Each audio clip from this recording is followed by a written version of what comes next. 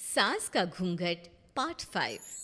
अब तक हमने देखा कि पंचायत के फैसले के अनुसार घर की सारी औरतें खंडहर में रह रही हैं।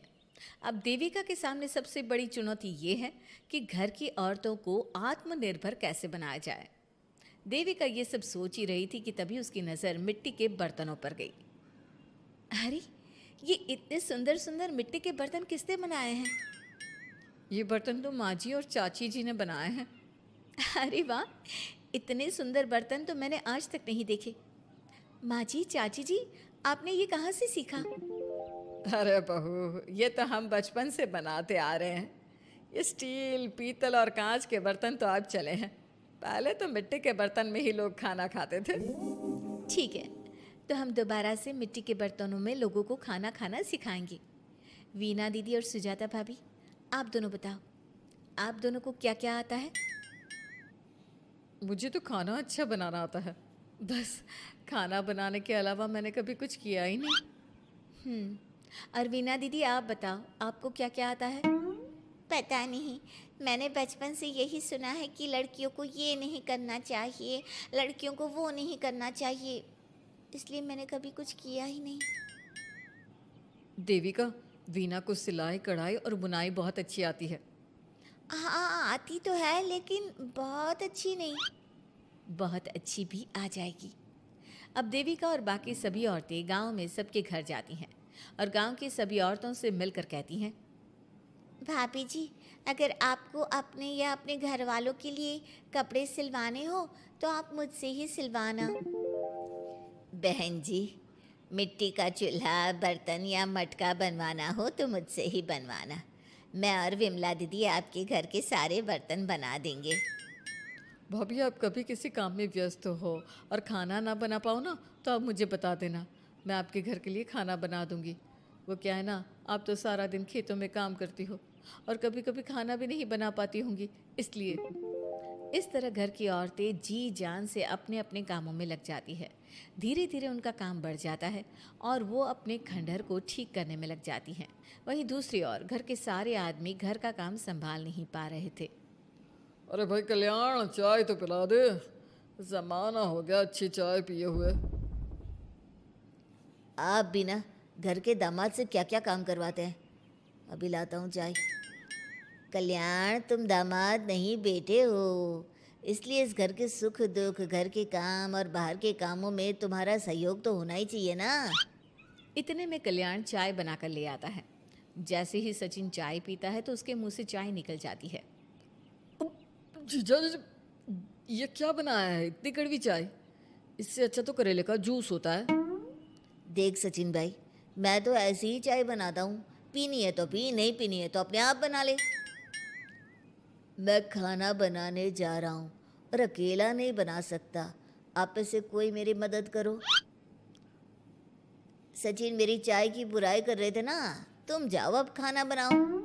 सचिन और मोहन दोनों खाना बनाने में लग जाते हैं।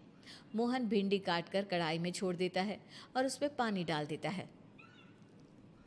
आपने भिंडी में पानी क्यों डाला? शायद पानी नहीं डलता, पता नहीं, लेकिन माँ ने कभी भिंडी में पानी नहीं डाला था।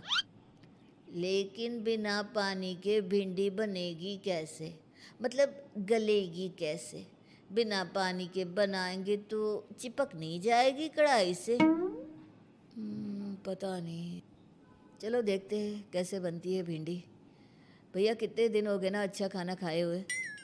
खाना तो सुजाता बनाती है, इतना मज़ेदार खाना कोई और बना ही नहीं पाता। सचिन और मोहन खाना तैयार करके ले आए। सभी आदमी खाना खाने लगे। खाना बना तो बहुत बुरा था, लेकिन किसी ने बिना कुछ कहे खाना खा लिया।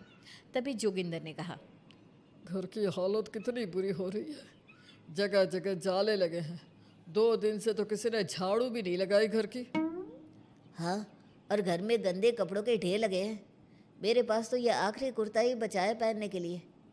कल्याण, मोहन, तुम किसी नौकर को रख लो ना। हमने एक दो लोगों से बात की थी नौकर के लिए, लेकिन कोई घर में काम करने के लिए तैयार ही नहीं है। गांव के सभी लोग खेतों में ही मजदूरी कर रहे हैं। घर के सभी आदमी घर के काम में लगे रहते हैं, तो वो अपने खेतों पर भी ध्यान नहीं दे पाते और उन्हें हर महीने आर्थिक रूप से नुकसान उठाना पड़ता है। धीरे धीरे उनके घर की हालत खराब होने लगती है। एक दिन कल्याण सबसे कहता है, घर को तो औरत ही संभाल सकती है, हमारे बस का नहीं है घर संभालना। हमें किसी तरह से उस सब को वापस इस घर में लाना ही होगा। अरे कल्याण बेटा, पंचायत का फैसला था कि औरतें हमसे माफ़ी मांगे, लेकिन उन्होंने माफ़ी नहीं मांगी। अब हम उन्हें बुलाने गए तो उल्टा हमें ही अपनी अपनी पत्नियों से माफ़ी मांगनी पड़ेगी। हमें कोई ऐसा रास्ता निकालना होगा कि वो मजबूर हो जाए हमारे पास आने के लिए। बापू, उन सभी ने अपने अपने काम शुरू कर दिए हैं, क्यों ना हम सबके काम में नुकसान कर दे, इससे वो मजबूर हो जाएंगे हमारे पास आने के लिए। भैया, ये कैसी बात कर रहे हो? इससे वो मजबूर नहीं होंगी बल्कि और भी ज़्यादा गुस्सा हो जाएंगी। मैं तो बोल रहा हूँ शराफत से जाकर माफ़ी मांग लेते हैं।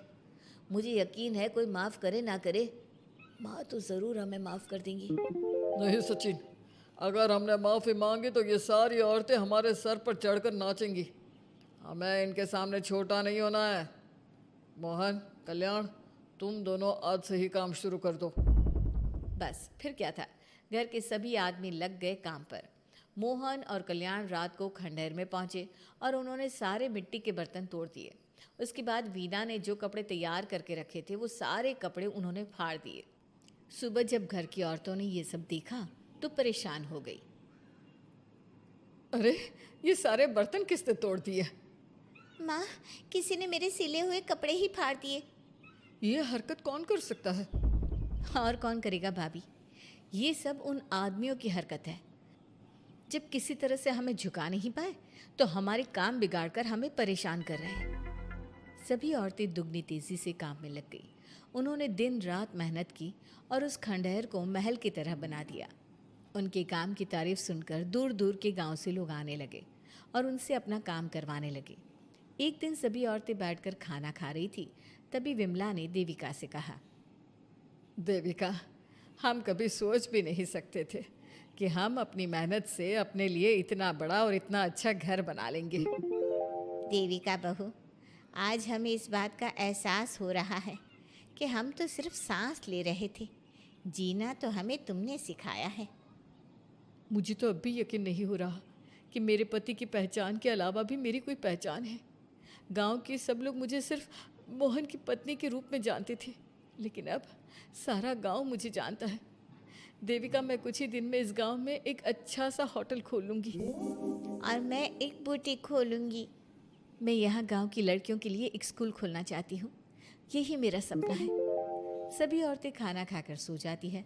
रात बहुत ज़्यादा हो गई है, लेकिन देविका को नींद नहीं आ रही थी। तभी उसे किसी के कदमों की आवाज़ सुनाई दी। पहले तो देविका थोड़ी डर गई, लेकिन उसने हिम्मत करके उठकर देखा तो उसके सामने सचिन खड़ा था। सचिन, तुम यहाँ क्या कर रहे हो? कहीं तुम मेरा कोई नुकसान तो करने नहीं आए? मेरे पास तो किताबों के अलावा कुछ नहीं है, फाड़ना चाहो तो फाड़ सकते हो। देविका, मैं तुम्हारा कोई नुकसान करने नहीं आया हूँ, बस तुमसे माफ़ी मांगने आया हूँ। क्या? रात के अंधेरे में चोरों की तरह तुम मुझसे माफ़ी मांगने आए हो? प्लीज़ देविका, माँ और चाची को समझाओ कि वो बापू और चाचा जी से माफ़ी मांग ले और तुम सबको लेकर घर आ जाए। सचिन, तुम भी तो अपने बापू और चाचा को अपने साथ ला सकते थे ना, और माँ और चाची से माफ़ी मंगवा सकते थे ना। प्लीज़ देविका, मुझे माफ़ कर दो और घर चलो। कैसे माफ़ कर दूँ सचिन? तुमने मुझे मरने के लिए छोड़ दिया। अगर माँ और चाची हिम्मत करके मुझे अस्पताल ना ले जाती तो आज मैं और मेरा बच्चा जिंदा ना होते। ना तुम मुझे अस्पताल में देखने आए और ना ही अस्पताल से आने के बाद मेरा हाल चाल पूछा। मुझे तो छोड़ो, तुमने अपने बच्चे का चेहरा तक नहीं देखा और तुम मुझसे उम्मीद कर रहे हो कि मैं तुम्हें माफ़ कर दूँ? कभी नहीं सचिन। देखो देविका, हम सबको बहुत नुकसान हो रहा है। घर के काम की वजह से हम बाहर के काम पर ध्यान नहीं दे पा रहे। घर और जिंदगी दोनों अस्त व्यस्त है। वो इसलिए कि तुम सब आदमी संगठित नहीं हो, अपना दिमाग और ऊर्जा हमें परेशान करने में लगा रहे हो। और हम औरतें संगठित हैं, हम अपना दिमाग और ऊर्जा अपनी प्रगति में लगा रहे हैं। इसलिए हमने खंडहर को भी महल की तरह कर दिया और तुम्हारी हवेली खंडहर की तरह लगती है। सचिन देविका से बार बार माफ़ी मांग रहा है। क्या सचिन को अपनी गलती का सच में पछतावा है या फिर ये घर के आदमियों की कोई नई चाल है? ये जानने के लिए आपको हमारे आने वाले एपिसोड का इंतज़ार करना होगा। और हाँ, कमेंट करके हमें ये भी ज़रूर बताइए कि क्या देविका को सचिन को माफ़ कर देना चाहिए? क्या उसे सब कुछ भूलकर सचिन के साथ अपना घर बसाना चाहिए या फिर सचिन को भूल जाना चाहिए?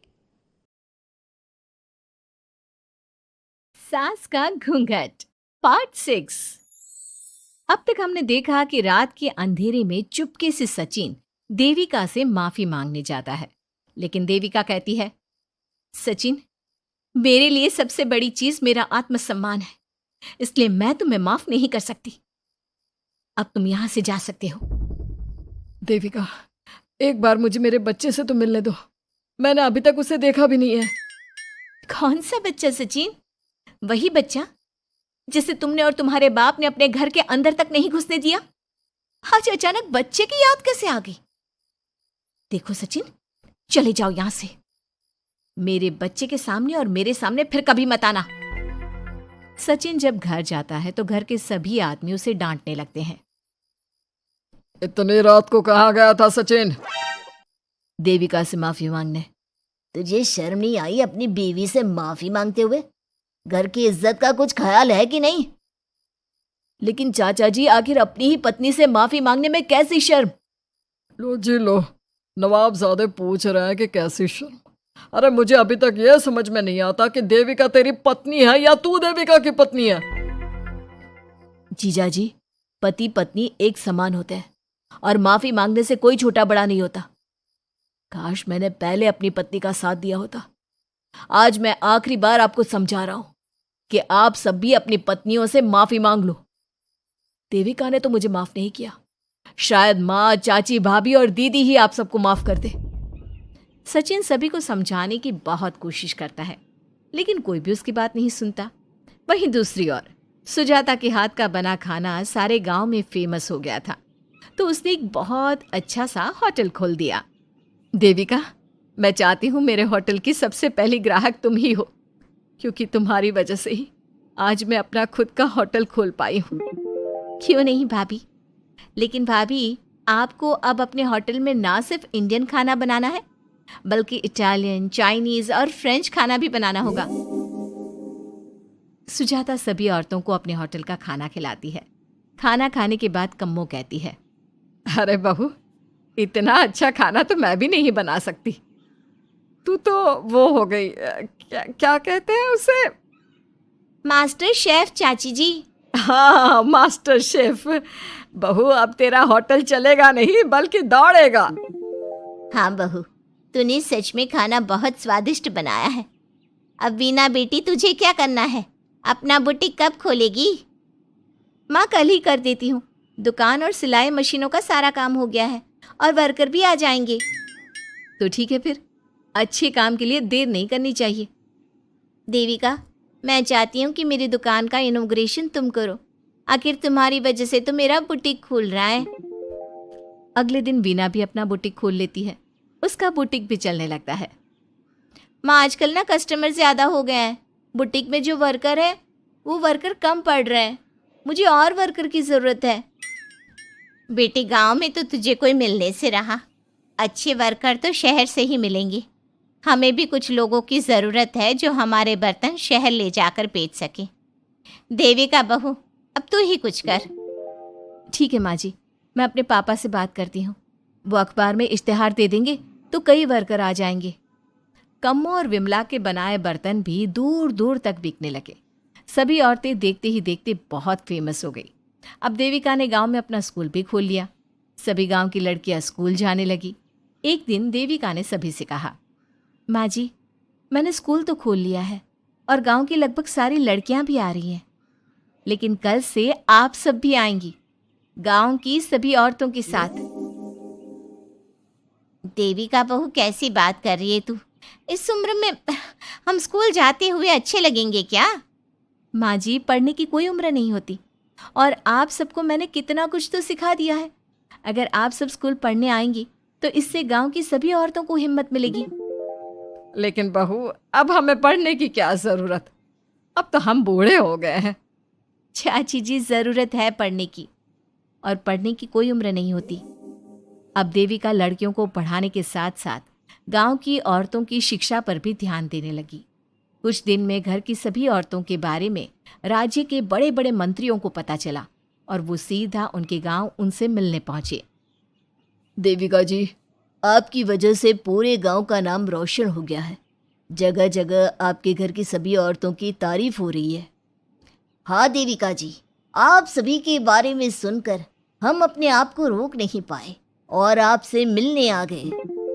देविका जी, हम आपको और आपके घर की सभी औरतों को सम्मानित करना चाहते हैं और आपके स्कूल के लिए डोनेशन भी देना चाहते हैं। इस तरह मंत्री और गांव के सभी लोग देविका के साथ साथ उसके घर की सभी औरतों को प्रतीक चिन्ह देकर, फूलों की माला पहनाकर और शॉल देकर सम्मानित करते हैं। इसके अलावा देविका के स्कूल के लिए भी बहुत पैसा देते हैं। जिस पंचायत ने देविका के खिलाफ फैसला सुनाया था, उस पंचायत को अपने फैसले पर आज पछतावा हो रहा था। उधर घर के आदमियों की हालत और भी खराब हो रही है। बापू, चाचा जी, अब सचिन ने आपको समझाया था कि सबसे माफ़ी मांग लेते हैं, तब आपने हमारी बात नहीं सुनी। अब देखिए, सभी का राज्य में कितना नाम हो रहा है। खुद मंत्री जी उनको सम्मानित करने आए हैं। बापू, मोहन और सचिन ठीक कह रहे हैं। हमारी हालत तो दिन पे दिन खराब होती जा रही है। ना तो हम घर का कोई काम कर पा रहे हैं और ना ही बाहर का। तुम लोग ज़रूरी बात सबसे आखिर में बताते हो। ये बात तुम लोग पहले भी तो बता सकते थे। भैया, हमें सबसे माफ़ी मांगनी चाहिए और सबको यहाँ बुला कर लाना चाहिए। ठीक है, तुम सब यही चाहते हो तो चलो, आज ही घर की सभी औरतों को घर ले आते हैं। घर के सभी आदमी चल देते हैं सभी औरतों से माफ़ी मांगने के लिए। जैसे ही वो औरतों के पास पहुंचते हैं, सभी हैरान हो जाती हैं। कम्मो, ये सब यहाँ क्यों आए हैं? पता नहीं, लगता है आज फिर झगड़ा करने आए हैं हमसे। अगर आज कल्याण ने मुझे कुछ बोला तो इसे छोड़ूंगी नहीं मैं भी नहीं छोड़ूंगी मोहन जी को। ना इनका भरता बनाया तो मेरा नाम भी सुजाता नहीं। शांत रहो आप सब, देखने तो दो क्या कहते हैं। सभी आदमी अपनी अपनी पत्नियों से माफ़ी मांगते हुए कहते हैं, कम्मो, मुझे माफ़ कर दो, मैं तुम्हें घर ले जाने आया हूँ। तुम्हारे बिना घर बहुत सुना लगता है विमला, घर चलो। सुजाता, मैंने जो भी तुम्हारे साथ किया उसके लिए मैं बहुत शर्मिंदा हूँ। मुझे तुम्हारी और तुम्हारे हाथ के बने खाने की बहुत याद आती है। तुम मेरे साथ घर चलोगी ना? वीना, वो घर मेरा नहीं तुम्हारा है और मैं नहीं चाहता कि तुम मेरी वजह से अपना घर छोड़ दो। इसलिए अपने घर चलो और हम सबको माफ़ कर दो।